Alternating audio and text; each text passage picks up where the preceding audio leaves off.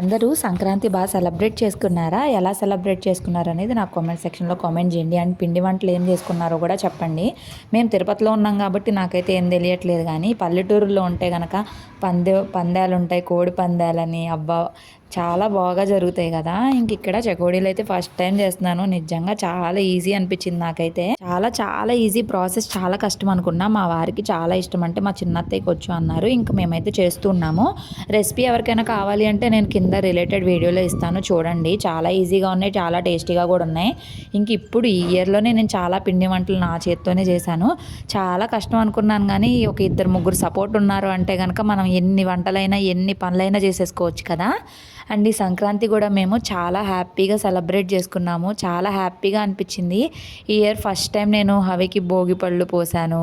సంక్రాంతికి టెంపుల్‌కి వెళ్ళాము. అట్లా బాగా సెలబ్రేట్ చేసుకున్నాం ఫ్యామిలీ అంతా కలిసి. సో చెకోడీలు అయితే ఇలా రెడీ అయిపోయాయి. Thank you. Bye bye.